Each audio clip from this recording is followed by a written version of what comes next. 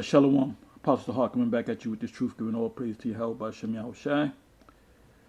And I'm going to entitle this Obadiah, verse 18, and the Hebrew. In other words, I'm going to read Obadiah the first, which is one chapter long, and the 18th verse, and I'm going to go into the Hebrew. In other words, I'm going to go into whatever English word I read. Like if I read Edom, I'm going to go into the Hebrew and read it and explain in the Hebrew. If I come across the word flame, I'm going to actually go into the Hebrew. And it's important to have some knowledge of the Hebrew. You know, we're not saying that you got to be an expert in the Hebrew and you got to speak it fluently, but that would be good too. If you can speak fluent Hebrew, fluent Greek, fluent Latin. Anyway, before I go into that topic, I'm going to say a few words on this guy. Look like an Edomite. Jesus is the word, and this is the video is entitled "One Body in Yahushai Doesn't Know the Scriptures, Follows Us Through the Parking Lot." Now, this guy who goes by the YouTube name Jesus is the Word, he's supposed to be from out of the Dallas area, and I'm wondering why he doesn't go to the main camp, GMS main camp, which is GMS Dallas, where you have I'll name some of the men, leaders. You know, you have Yashawamba, which you call Elder Yashawamba, and Elder, you know, new Elder Yashawamba, and new Elder Ariala, and then you have the other men, you know, that's a part of that leadership that came in almost 10 years ago, or about 9-10 years ago. Some of them came in maybe 7-8 years ago. Anyway, this guy's going to all the different camps, but he forgot about that particular camp. And if he's about defending the gospel, he should go to that camp. Anyway, this video is entitled "One Body in Yahushua Doesn't Know the Scriptures, Follows Us Through the Parking Lot." Now, he makes a statement, all right? This guy that looks like an Edomite.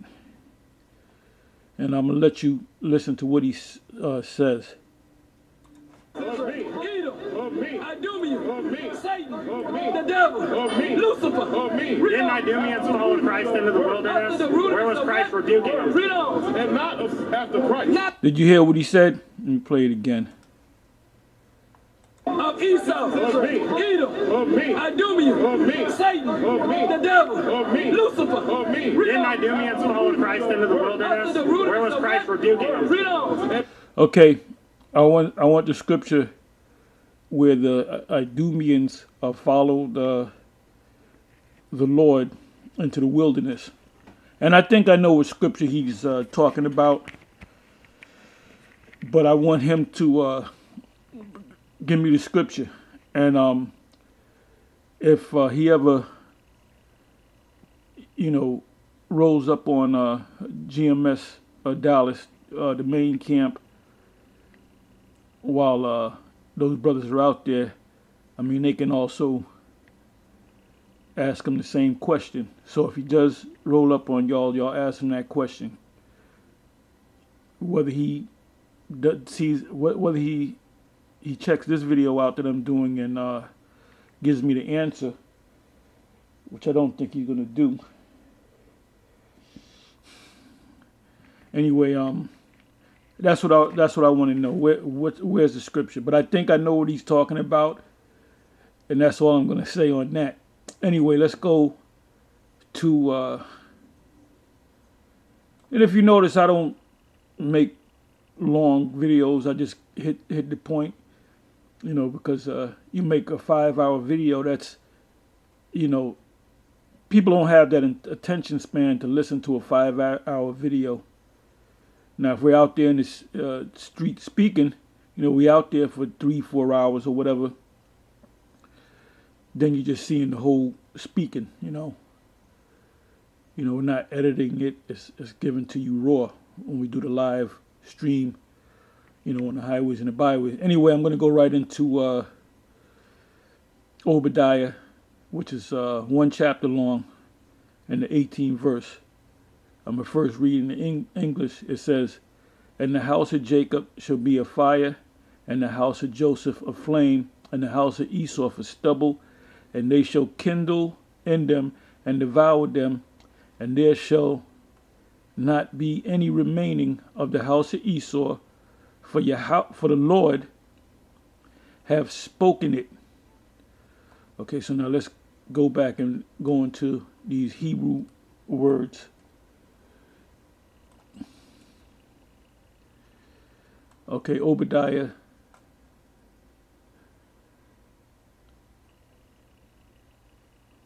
Okay.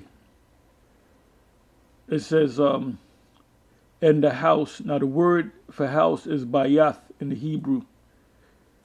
Of Jacob. Jacob in the Hebrew is Yaikwab. Or Yaikwab.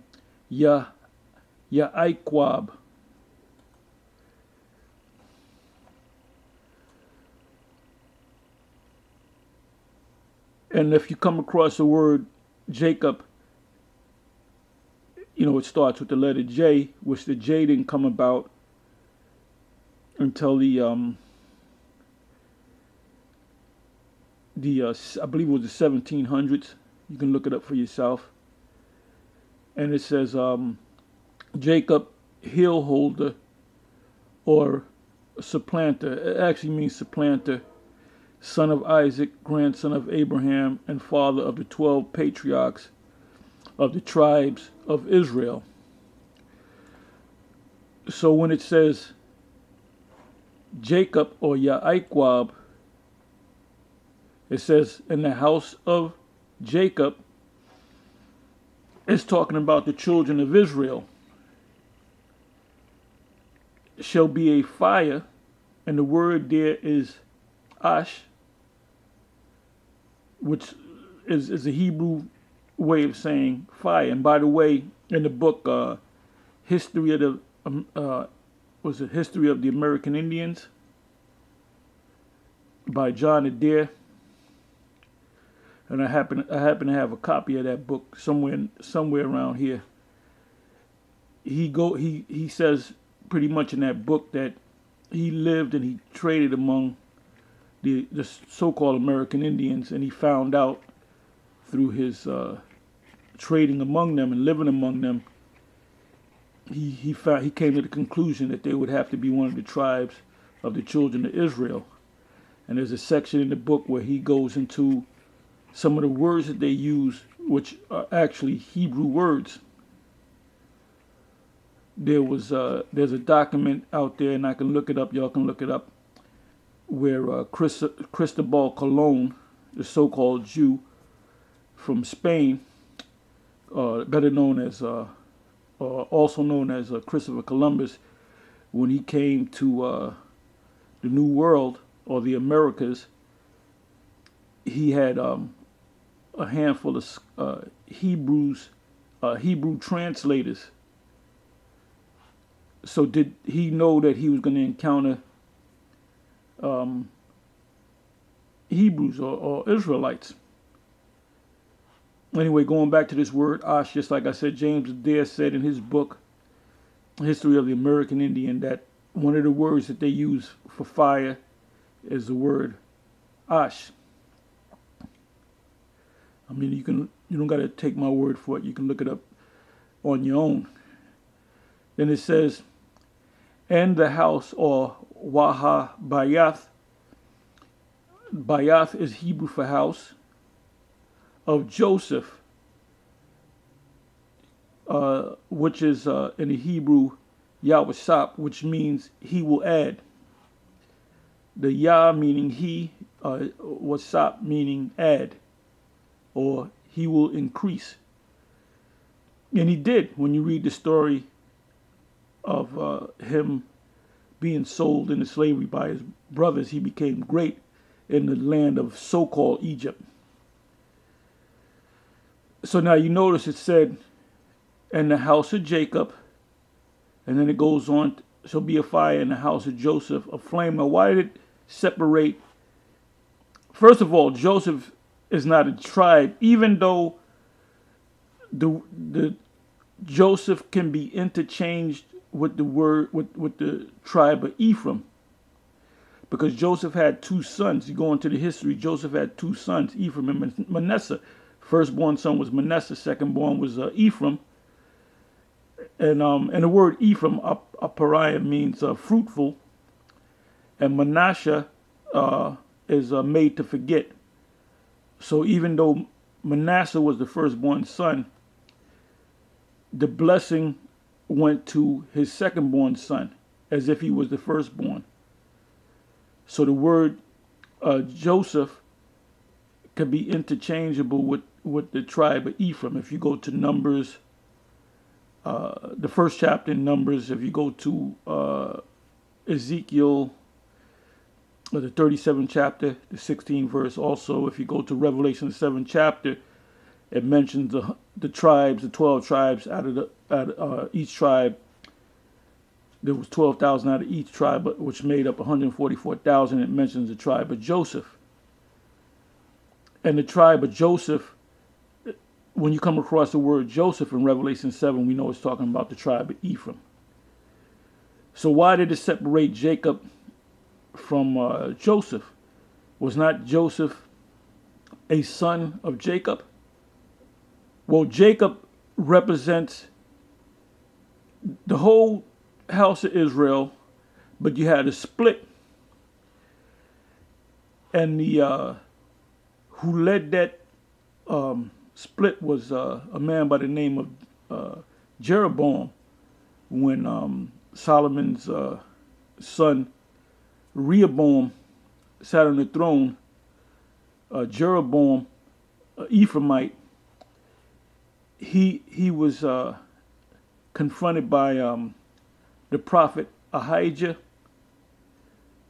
and he tore his garment, part of his garment or his whole garment, and he tore it up into 12 pieces, and he gave him 10 of those pieces. And he said that you're going to be over these 10 tribes. And that's what wound up happening. So there was a split. There was two kingdoms, the kingdom of Judah and the kingdom of Israel. So now when you go back to Ezekiel, the 37th chapter, in the 16th verse, it speaks about bringing both those houses together. So, right now we're in the process of these two houses coming together as one to fulfill the prophecy of Isaiah, the 14th chapter, starting from the first verse, that speaks about the children of Israel coming back together. It says in the book of Jeremiah that they both were oppressed together. Judah and Israel, meaning the two kingdoms. So now these two kingdoms coming back together and coming against Esau, it didn't happen yet. It's getting ready to happen. So it says in the house of Joseph a flame, and the word flame is lahaba,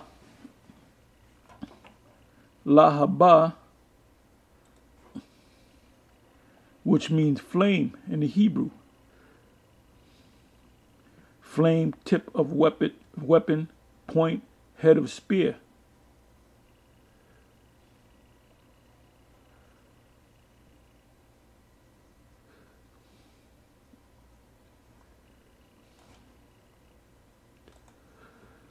So they're going to burn something.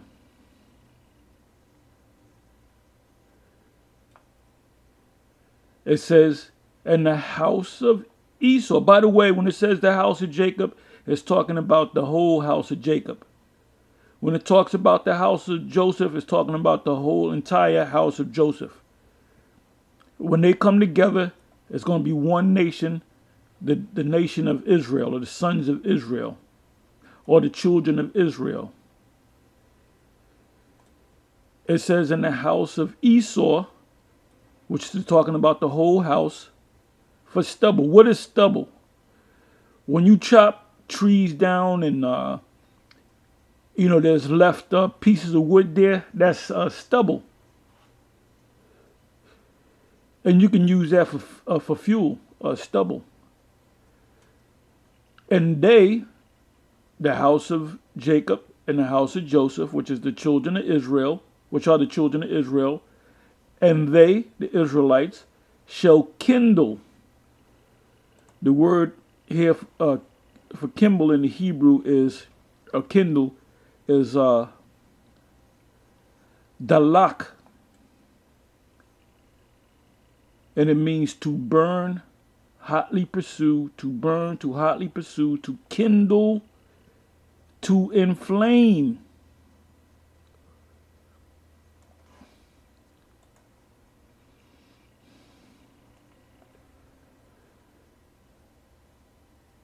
It says, and they shall kindle in them and devour them. The them right here is in them and devour them are the Edomites. And the word devour is a Hebrew, and the word in the Hebrew is akal, which literally means to eat. When we say our prayers over the food before we eat, we'll say Yahweh Shem Yahweh Shai, Barak, Hama'akal. Hama'akal is the ma meaning pertaining to eat, which means food. It's another way of saying food. So the word here is akal, which means to eat, devour. Now we're not going to eat these Edomites, all right? So if you take the scripture literally, you might say, well, we're going to eat we're not going to eat the Edomites. We're going to eat them up with fire. The streets, when two people get into a fight and one guy beats the shit out of the other, you might say, oh, he ate his ass up. I mean, he beat him down. He devoured him, devoured him. So it also means to eat, devour, consume. To eat, devour, burn up, feed, to eat, devour, to devour, consume of fire, to devour, slay of the sword, to devour, consume, destroy, pestilence, drought, to devour, of oppression, to be eaten, to be devoured, consumed, of fire. So the fire is going to eat you. You're going to be fuel for the fire, to be wasted, destroyed, of flesh, to cause to eat, feed with, to cause to devour, to feed, to cause to eat, to consume. Like I said, we're not going to eat you Edomites, but that fire that we're going to use is going to eat you.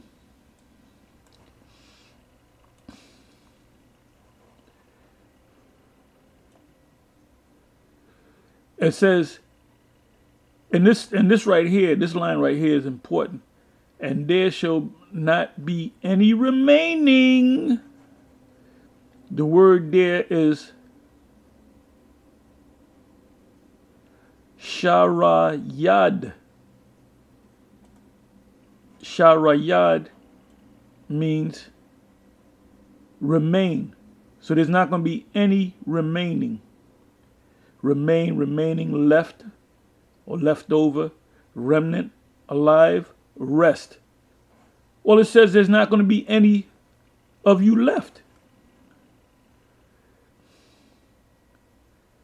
And there shall not be any remaining of the house of Esau,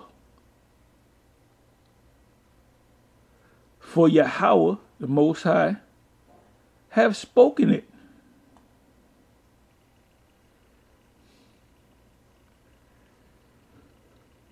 So what's going to happen based upon this verse? There's going to be a point in time in our kingdom that we're going to gather all the Edomites and we're going to dispose of them. And don't get mad at me. Let's say the Most High said, well, he's going to dispose of 80% of them, and we're going to leave 20% of them around. Well, I have no problem with that if the Most High said that. I don't have a problem kicking them in the ass for the rest of eternity and enslaving them. I'm all right with that. But that's not what the scriptures say, man. You got to go by what the scriptures say. Anyway, with that, I'm going to close. If you have any comments, put your comments in the comment section. Make response videos. Anyway, with that, I'm going to say shalom.